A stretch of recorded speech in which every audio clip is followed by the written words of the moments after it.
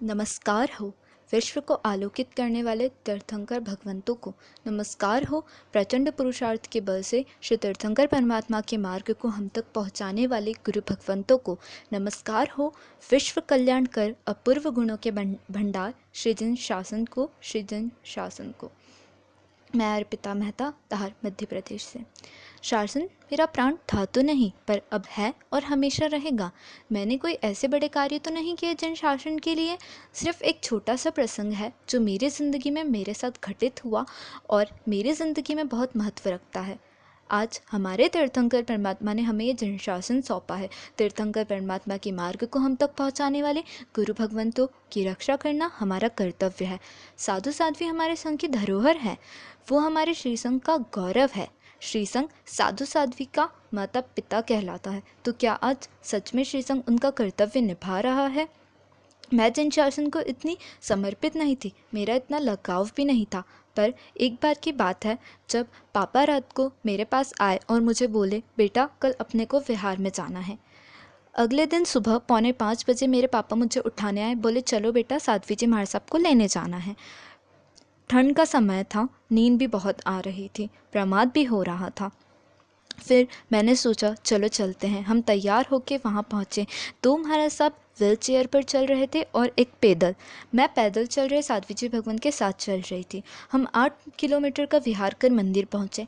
एक महाराज साहब जी जो व्हील चेयर पर थे, उनको हेल्थ की प्रॉब्लम थी, उन्हें थायराइड था और ठंड की वजह से उनके पैर बहुत ज़्यादा सूज चुके थे और उनके पैर भी सुन्न हो गए थे। वो एक कदम भी पैदल नहीं चल सकते थे। मैं गई उनके पास, मैंने उन्हें हाथ दिया और धीरे से वो नीचे उतरे। उनकी आंख में आंसू थे और उस समय मुझे एहसास हुआ कि हम इतना लेट उठते हैं, प्रमाद में अपनी ज़िंदगी व्यतीत करते हैं, क्या हम साधु साध्वी भगवान के साथ विहार में भी नहीं जा सकते? उनके पैर इतने ज़्यादा सूज गए थे कि उनके पैर में सॉक्स, मोजे भी नहीं आते। तो मेरे पापा ने मुझे 2 सर पर पहनने वाले टोपे ला के दिए, जिनके मैंने मोजे बनाए और अगले दिन साध्वी जी भगवान ने विहार में वो ही पहन के विहार किया। जब मैं अगले दिन विहार में उठ के उपाश्रय पहुंची, उनका पेड़ी पर हाथ पकड़ा।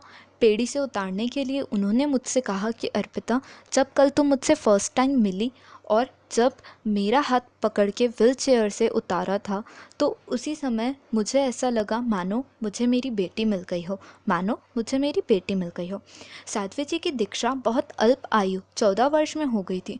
आज काफ़ी बुज़ुर्ग हैं वो, और जब मैं उनके साथ विहार में चल रही थी तो उन्होंने कहा जब तुम मुझसे मिली तभी मेरी आधी बीमारी जैसे ठीक हो गई हो।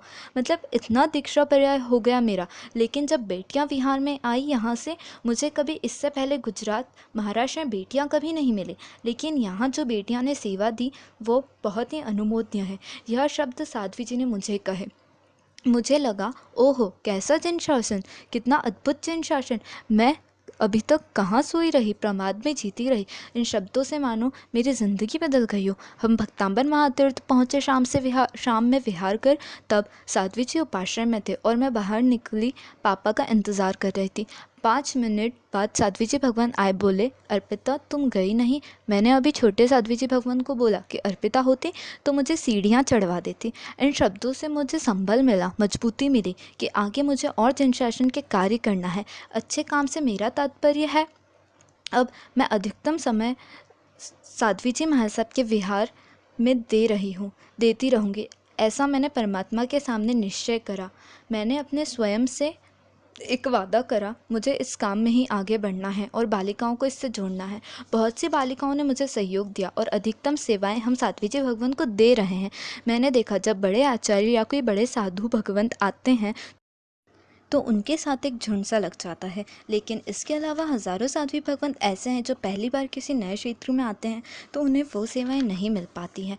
ऐसी सेवा करने में अनंत आनंद की अनुभूति हो रही है। और इसके बाद मैंने कभी 15, कभी 10-12 किलोमीटर के विहार में लाभ लिया, जहाँ कोई 11 ठाना हो, 21 ठाना हो, 18 ठाना हो। उनके विहार में ऐसा नहीं है कि मैं कुछ कर रही हूँ, मुझे ऐसा लगा कि उनसे मुझे कुछ मिल रहा है। यह एक अलग आनंद है। अभी बहुत से साध्वी भगवान अलग अलग जगह विराजमान है, कोई सूरत, कोई पालीताना, तो कोई नागेश्वर, तो कोई गुजरात। लगभग सभी साध्वी भगवान से मैं संपर्क में हूँ। मिच्छामि दुक्कड़म। जय जनशासन।